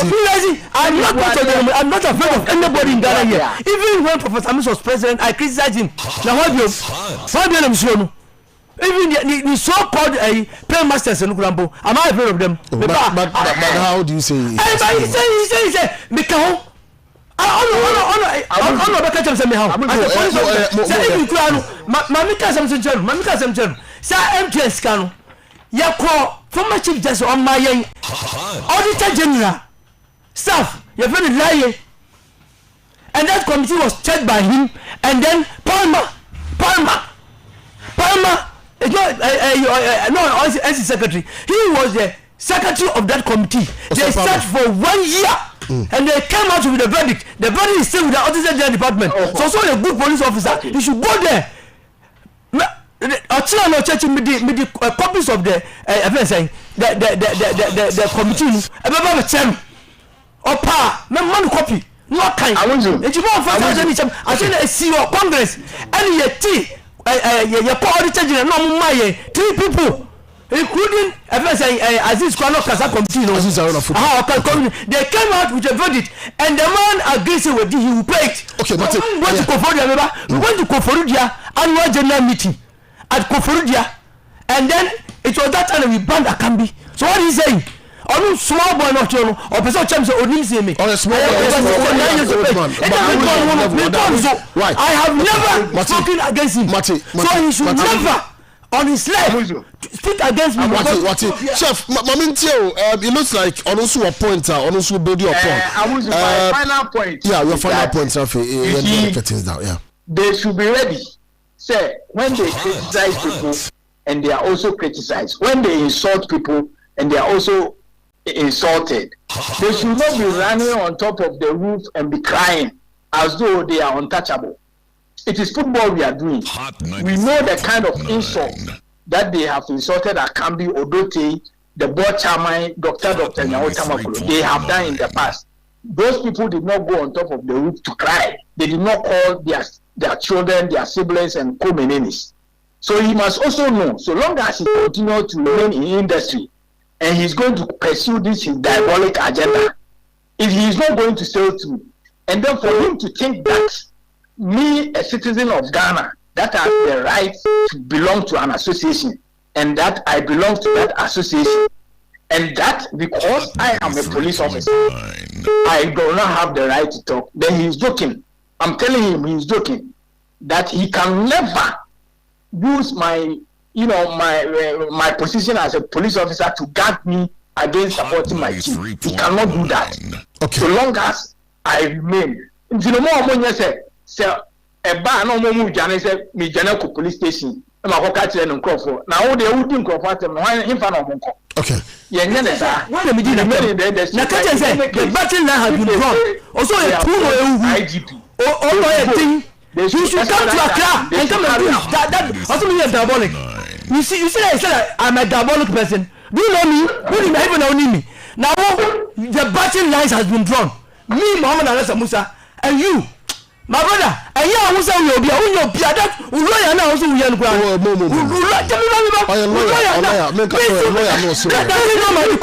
he's a lawyer. Yeah, me message. No, Okazano, Okazachi, only me as Obi. I am master degree owner. Me diploma kwa me yeno. London, you require London. LLB require the moving cabin. Unkwana all right. Anytime, Obeba, Abedi to be at him. And now Ubedi Alaja can be at them, and now Odote at them, and now best she has a focus from no. We will reply you accordingly. You know, almost we got almost see. So far as you are what you are doing, you want the public this time around to be insulting the police people. That's what they are saying. Because I have never met you. I have never said anything against you. And you go and insult me. Maybe I do not say Chama Bremna for Minty on this is chef Tubasi. Now chef. No. Take your time. Chama Bremna for Minty your issues on this. And Mohamed Alassan, come here, Wadama. Come here. No credit, because I cannot crash those. I knew to Hot Sports. Listen to Hot Sports, the #1 sports program in the nation. Show you within 5 years, I'm telling you. Someone like you, and I'm not part of the demonstrated. Then you send me to police radio station and insulting me.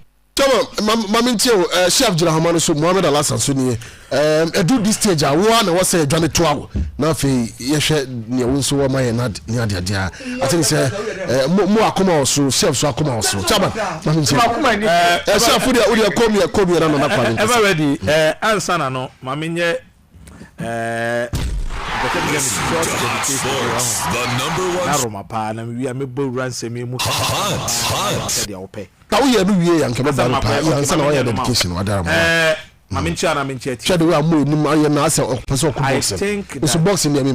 think that the two of them in the first place should cease fire. In the first place, they are acting ultra virus. Exactly so. The two of them should cease fire in the first place. Now you respect each other in this matter as well.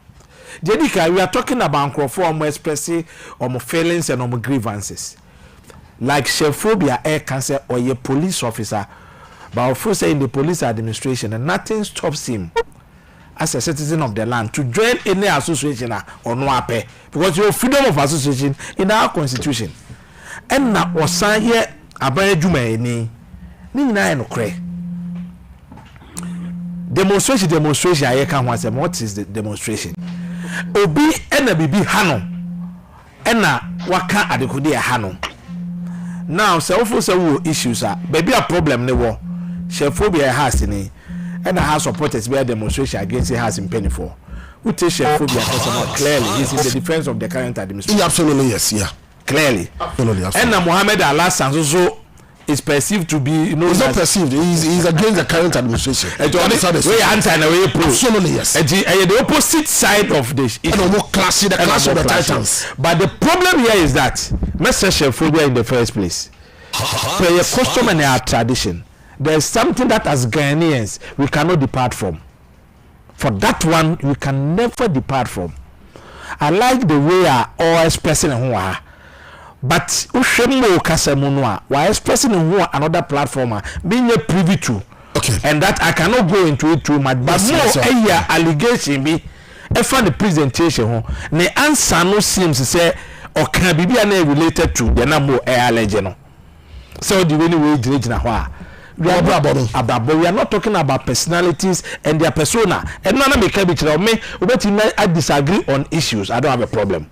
But the moment we do my personality, we do my brabo, we do my private matters outside the issues at stake, you know, then you are getting me mad. No, the point is that Obia won and so share with all due respect, Pope John Paul before they became a sub position, what take a more so. It's yen yamimra.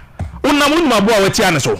Those pa. Yes, I'm the boy muna. Ebia only in what you be so but I am bonnet in the sight of God. It will be a perfect being. And the issues but let's look at the issue. Now the issue here kapagasemono. Demonstrators no. I don't think that Janku Potre kwa first bomb pa no. Today. Forgive us our trespasses, as we forgive those who trespass against us. It's mess and lead us not into temptation. I said no now. I say, what about some empire no? Boni be crazy. I am quite made the change. Then simple. Also, our Father who art in heaven. How the call there be a news there. Your problems is with your Father. Opa, be ready. You be some for our Father. Sir, as you can you meet the simple prayer can more no. Simple. Be but your more no. And I read me time for the body to back and then microphone. What I say, and you must empire message xenophobia.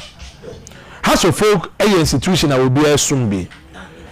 He is saying a lot of things. I must with all due respect, assuming class says and pennyfolding and guitar will be a tremor. With all due respect, on show maturity and not trying to disclose those things today. If we are seeing the light after they taking him through the darkness, not say a name, well, who can he should keep the canyon to himself. What he's doing today, and he's telling even those he's defending now, say, and now near Bacono, Germany Kabiana, Bibi Bomb, he say it. He will definitely say it. And your foot on the man. He's telling us that Maxwell. Mohammed Hot 93 point. And the word Mohammed is on initiada and the word against that of Mohammed and I can say and no be na neomo de ye diaspora chairman no yodum and the man okofa akambi kokosi kasi ese akambi kotoko na nya no kre ese akambi akoji MTN schedule nya no kre xenophobia defend Paga is also saying say there is a committee report on that same matter. I am not in a position to judge anybody here, but if truly those of us xenophobians and now say here a memory no and here what that information no if obia or teachre any this story we are talking about no xenophobia no Mohammed why do you not say ni panic kanokre because xenophobia it appears we conclude so I'm catch chance can be akoje MTN skabi na nya nokre yeah and Pagasu said there is a report. A document to that fact. Based on that, the banner can be activities being or more. I mean, General Assembly be.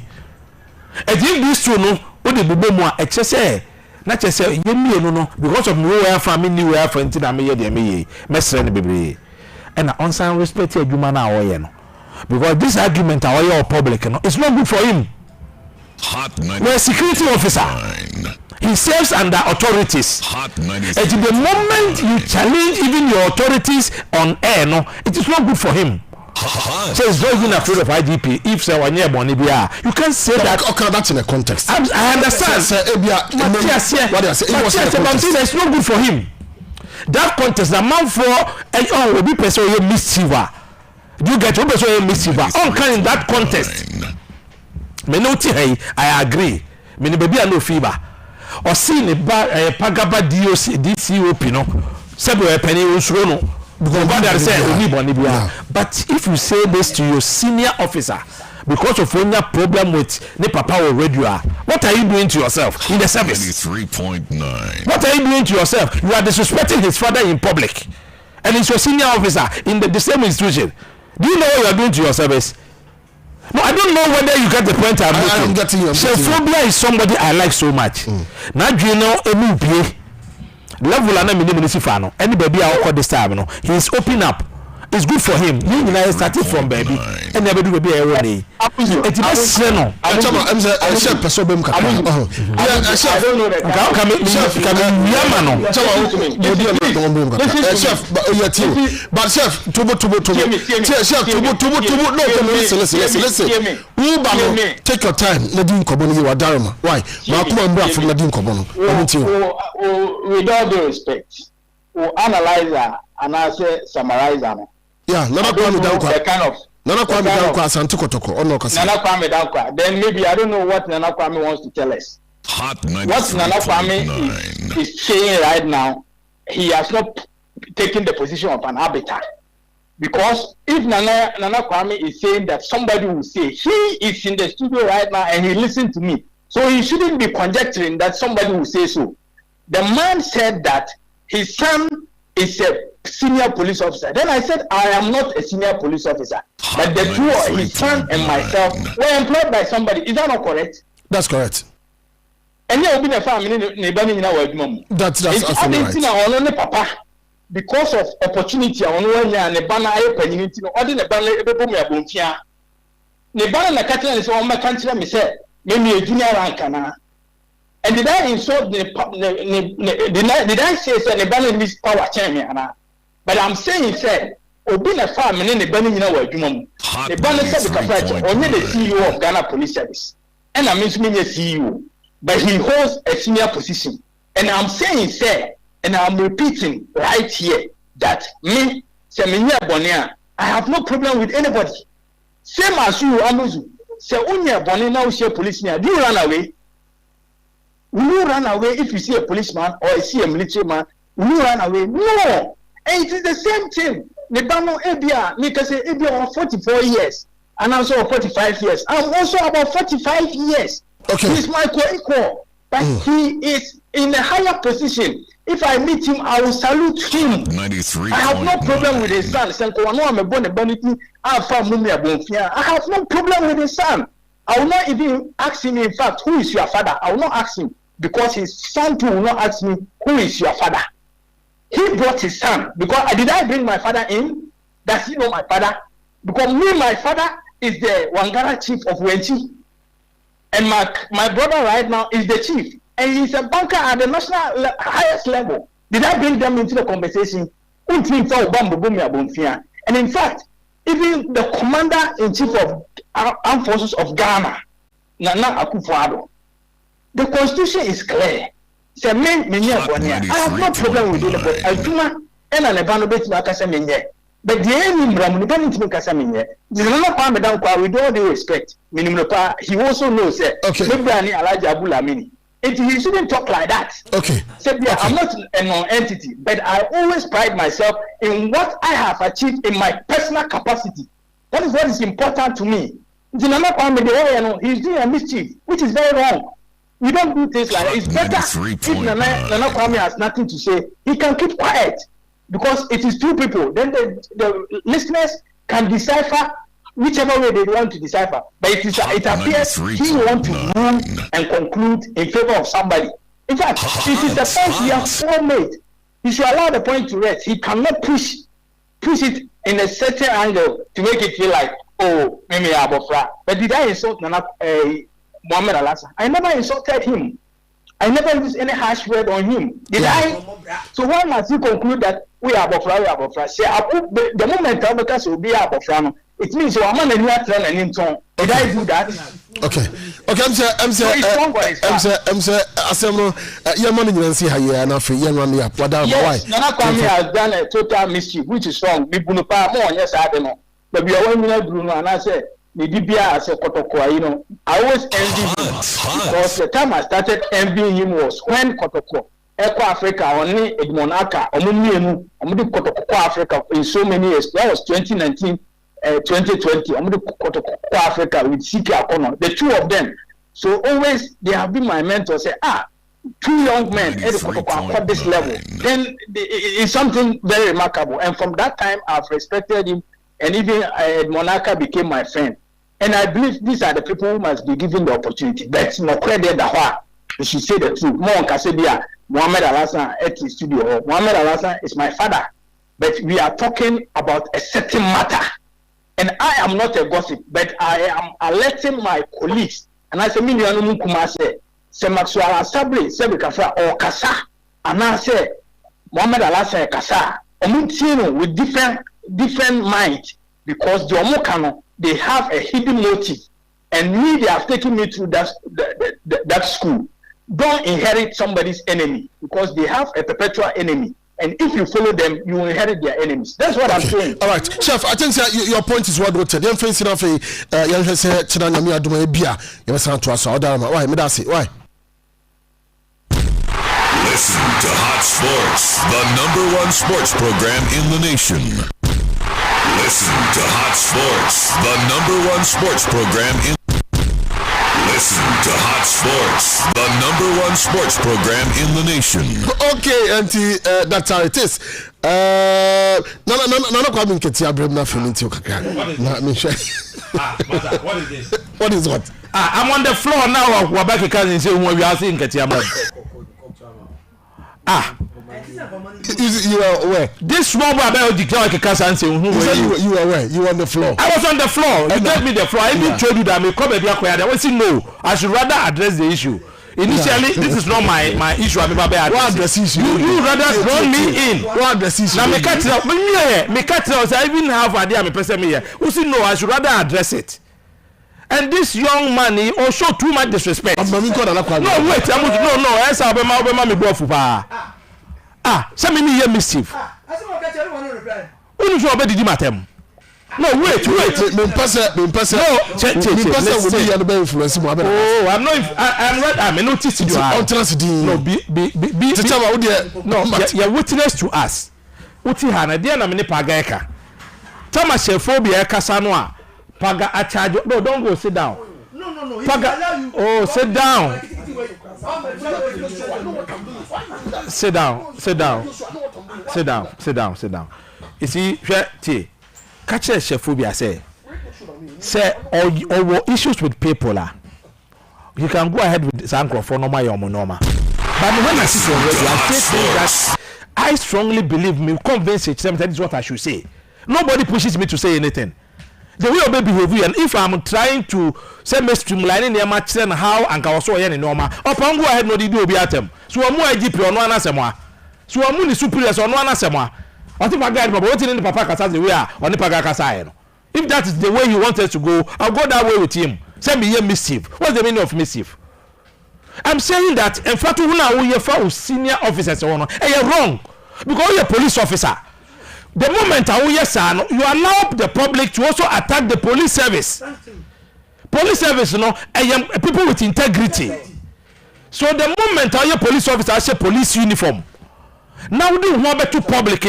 Yes, we'll be our question or journey could be our pay. So is he telling us that police service, police focus, or journey no use police service, and funny service, so that everybody can just talk against the police.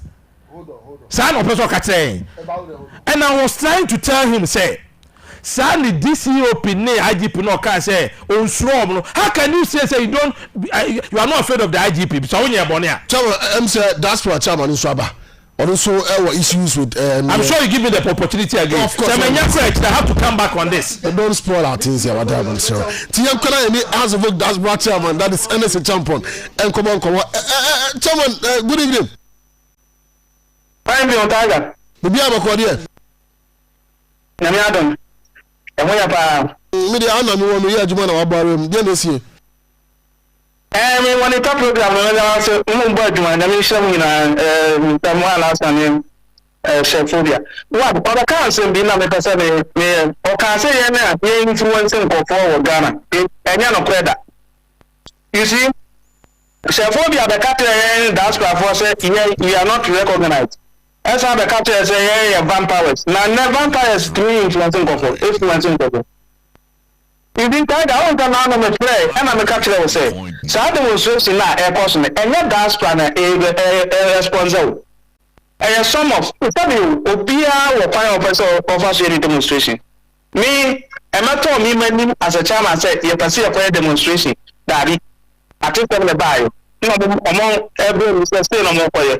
And then if you have, I will support it. But what I say. So you know, I know when you see you small casa, I think be able to be in now. You be say about my pass you will here. You will make you bring you. You say Oma diaspora for Amuzu or Qatar diaspora. You need to be very careful about the way I was here. Hot 93.9. No, no, to be the okay. Okay, me sure say in community pa once why you no come at the mind. But then me pay your views on the demonstration and how things went. You think say demonstration about turning the fortunes of House of Folk now? Well, once me yana de be am fan me baby am on example because say obi ko demonstrate and say be asebe o kwa ko ye okukum ni pa na say bi sa e bia enye ma bi ni nka yi ma no hu ni say onye na be boa na no aye and the demonstration so of course me say that money that akra fine but who are dey be asebe e won gba na say bi sa and then I call the fear whether the phone and the way demand to ya can say o mo me no ma ya wi di nya man be phone. Okay, Chairman, Mama Nasi for a time, why? Yes, what I say. Okay, Mr. Champion, Chairman, Eddie House of Folk, NCC diaspora, no, and I want to eating common on Swabim. Chairman, maybe 1 minute been a feeling content. The point I may try, may arrive what? Like I make Rami Becca no. I can tell you, say, Momo call that tangent, you know, you understand? Say, so big, I hear reference to your superiors in officer. Charlie, don't bring them in. Say IGP crime so no. Na semenya de bonia. Now he can even just instruct that you should be transferred away your body. You will be transferred. Now say a public accounts committee sittings. Professor Chumesi problems are when your minister say okohu grass expert be or you can say your friend was saying dream, right to dream. Yeah, right to dream. And also Black Stars game between that expert should go to Cape Coast. No call assist you no monya grass no. Then the Prime Minister directed on your staff of NSA. RSD no say only nipa no ofre Accra. You see there be nsuma obi and the minister and Kasai say I have directed the person. One fine the minister summoned them into his office. And I read the minister said what should disrespect to my directives and that you should be transferred. And no instructed Professor Chumasi Manu Cho letter. One year boni be so from minister. But some letter no or Tro ya. A nipa na fine adwuma no public accounts committee say and no alone na Professor Chumasi for actually any nipa na kasa man anko transfer. Wa disrespecting minister, wa undermining the minister's office. Then you are in public saying say you are not afraid of the IGP. The Inspector General of Police, you are not afraid of him. Me can't say what in the contest. Yes, in that contest, and I made the advice, but for him to come back and attack me, say me kotokoni and be mischief and all that, and for his information, and you mean Akabian leading kotokoko Africa. Thank you. You should not lie to the public. Who may come say who you know but try say oh person who make me good. Me leading kotokoko Africa. Now Dr. Kwame Chene board chairman. So we wait that under Dr. Kwame Chene. Nyame ni aka kwa na de kotokoko Africa ni o management team la asafu dugu ka ho koka ka ho na amusapon George Amwako was the chief executive officer etinye ye na de kotokoko Africa he should not come is he you be na se nipa pe wasem na ye kasa na o try say we be show disrespect I will come back at you hwe meka say on the law profession I'm seeing say we graduate you yeah he's graduated. Somebody who has graduated as a lawyer. You speak in public this way. Are you not disgrace to the profession? We are supporter of a club. Now obi so akyere na adwene me na me topic am me be me ha no say demonstration and for attacking one person and the other. That is my topic and anka me dey ba and incidentally any paga the anybody share. Why don't we respect the position of people? So see on po be kokuye bo ane Obama mo demonstration no. The same media colleagues the next day esu kokuye counter one and also almost set it record straight. Say for demonstration na mo so mo ye house for na mo wo bibia mo for say the omo kan no the oppositor. What stops you from also organizing a counter one to tell the public say ye nwan ma de omo ko ye no the omo kan na no ko bia nim. You are already saying that deeper 15 ekwe demonstration deeper 15 ekwe demonstration no omo ko ye no me man ko bi me ho ayisu keke mfoni deeper 15 ekwe e tie ka so bi ye missive ho na ye missive. You are here disrespecting your authority. Say DOC pinukra me nsuro no. Masa yem fani die ma die ni die se no. Say by mistake na wo se paga amobra. Ena ne answer ne se wa bobra no watimi ahweba. Amene ne ba ne ya wo senior officer. Paga position if that is what I understand me meti ase. Say nipa na wo se wa amobra because me bi say say ma unclear ho ne man. Ena ono angasa si okan wo kumase no so the wage na the wage and I say indeed or compare omo mienu and paga answer ne say wabobra because me be no dey me woda wa ha na ehia mame but of course of say the attack on his integrity and the persona no also here no eno say wawuba amane ba ye DCOP ewo police service of which uye junior officer or your boss examine ye wo a ye bomb superior din wo conversation make atanya ho ne yeko police service no say police service no makwan say ubekasa adi police service no akọ into the mud. Yes. But what you are doing, you are putting your own officers in the mud. Okay, mami announcing the phone line so quickly na fe a friend for number na yen share the way here and that topic here until 31 minutes.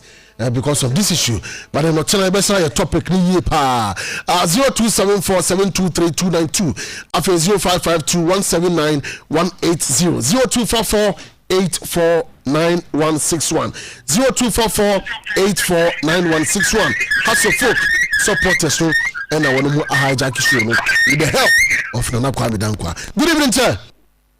Good evening, Mr. Amuzu. Pacho Odini Wakasafi. Pacho ni abema ajano wa ni amekatasu kwadinya. Ajano ni abani o binti o. Yo Mr. Amuzu. Beba mumo pe na ye hwehwe it's an education a odi ma ye. Ye resre ye papa na ye mpanyi kakape misala se abotre ajobre na said onu ye lawyer ni ba. So no, it's about education. It's the event that say ofan chenu na ye share ha tinye yie kotoko ye ba ye be giligi. I was say you be obe kesi ye na say ha ti top for mo a tani ho na ko bo match no e da see. Okay, Mr. Widasi. Good evening, sir. Good evening. Me pacho and program mama program na si papa but you don't find it sha. Ali American tele pagape ni say pagape demonstration wo ka ho. Hello. Me too. Your first and Tubu, your first. Me too. Pagape ka ho. Your first say pagape o ka ho. You refuse to know for him to as well. Good evening, sir. Hello, good evening. Hello, good evening. There be on also intimate so pick you in a film. Good evening, sir. Hello, good evening. Good evening. Yes, sir. I'm Pacho. Do you know me go Kasafri? Me first Adino. Pacho first. Pacho first say. Even Mr. Mike. Yankwe. Pacho, policeman.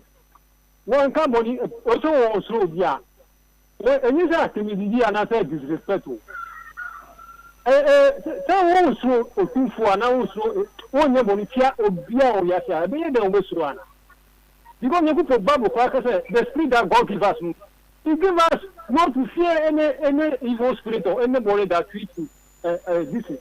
And we para to conscience, and in one of them our conscience based on that. This is what you want to tell me, and how can I tell me? And you also try to be an president. Don't come on your friend, IGP, and present. Then I'll be cow. Only one thing now, IGP, because the story, right? Because they want your money, they are saying, design. St. Martins, your point is well noted. Good evening, sir. Good evening, sir. Good evening, sir.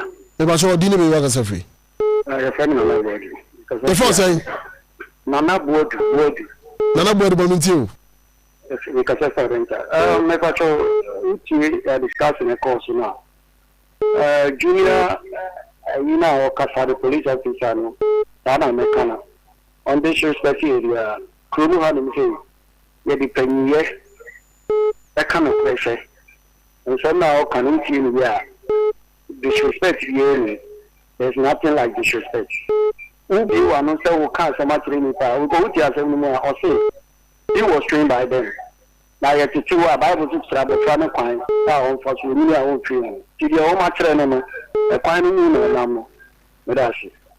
Okay, Mr. Midas, let me pick you with that. Good evening, sir. Amuzu, good evening. Yes, sir. We didn't be a premier to me for Peter. Seriously, you've not been fair to the police officer. You sat there, every time, but now you should wear names. Emma, Toby, Akambi, and you go there, you don't talk about it. When people came at him on Unyape, Nibaye C, COP, and so forth. Only Obifiasen. Only the Nipa Sufi. You guys more your presenters now will be APPR. Okay, Mr. Medasi, that is the beauty of the game. Good evening, sir. Yes, sir. Good evening. Yes, sir. Would you need to be a free? Lawyer, I am quite. I'm chairman of Mohammed Al-Hassan. I'm in Australia, said, on for the Eminem. And then, Omayu are directly a near my degree. Because an anchor is in you are the catching and anchor, or need some more kind. But let's say, Mohammed Al-Hassan said, you know, if you never say, Grandpa, maybe they can't want that's all one catampu. Done who would train him out. Why am I saying you see it? Because Mohammed Al-Hassan, I'm no black. And my you be you pa. And I want to say, I'm not so many damn. You know, I'm saying, if you need a dinner, ultimately, I said, the million necessary, and for the beer and chin. You said your wire and the Impana and a man and send you the money to the Alaman, the banner and Simon, the guy to the Ompa the Yama, Yami, now they're in I read this name training. Okay, Mr. Bedasi, Yantas, good evening, sir. Good evening, Amuzu. Yes, sir, we didn't make us free. I know the make us free is the government pastor. I know this is a wow, who can say Amuzu, I'm having the Amuzu. Another amount at Nina. I just said, the lawyer can no, Kana, Miami Crumini Nana. I just said, Samna, Amuzu demand and I respect me. I just said, Amuzu woman war station, and I demand. I just said, and I saw Pancha on to the Bumai. On to the Bupa, because I see a brother in a free. Which I tell, but it drew by me now. The way I say, police in a small boy near you know, I tell you now, with them is Ayana motion in Bassadi. I said, the Amuzu can you I am treeable. With this, you can quite hear you to number catcher and Anagrati, you conquest you. Into Omian Kujab, and none would in India, you and I will solve a fountain. I said, you can Mohammed, Alasa, Fagape, radio, and a police in another baby and another Ekaya, Mesom, Major, Obi no dinko mobi, as or your police in Obi no dinko mobi a trum. Nessa over Saba can be Brediana, Charles and I near the police for no, you know, so or ya Abino, a Fabino, or yat is the honors of Miss Renapa, and send you our own fancy. Now, Mummy, Nuna, no Mumet, as I am Muduka. I think the most that you will cry with China and Sana Samba air. Now has an unconscious and intimate competitor. I was doing Yamina.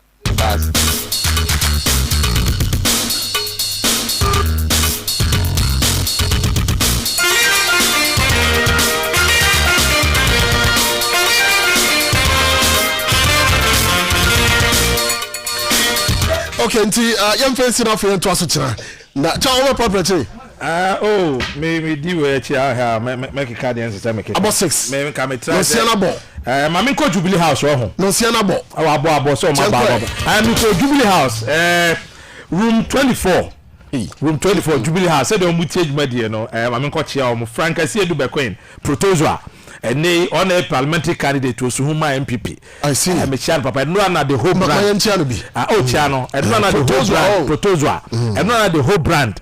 And Asante Kotoko. I show appreciation the contribution to the team. Now you call him control brand to be your friend Frank is also has ni pa has ni bonedam or office hobby. Let me cheer Frank. And na sanso na dache hene. Sika on the loyalty national vice president. And also me cheer na nansamba. We are seeing no kutanya nsa. Nyame adoma efi a chine ko no. Many proposal ahon ko papa. Okay bi ana bi obi din na proposal. Don't see mama ntia no bi. Proposal. Frank Asiedu ba. Incoming MPO. Mama ntia no so of kese. Minimum no. Mama ntia no bi. Minimum no. Odi pa no. Onye minipa ba minimum. Ba wonim no. O say oye century ni na o say papa so a politician. O ta say. Se na ho say chama e chia no minimum no. Only proposal. As of more interesting what you are saying. Let me see minimum no. Sir. To the and Chiana me chia proposal no. Okay. Chama when you chama madumu mic. Chama madumu mic. When you come on the Facebook. When you come. And proposal no as a Oye come home. Enye is so be share ba share. Sir, e bibia be fine. Bibia be boko. Na what share da? Oh, me share. Bibia ya fine oh. Na me say enye wa go come ma chia. Chawanji, o ta on Facebook na. What your presentation ma. Enye mo ntia no more proposal we chia pa. Obekwa nsi. Da bi onya yi ase. Ento ko ba. Omu sa no mu ko yie kra in affectation. What I say? Ba nsi ye de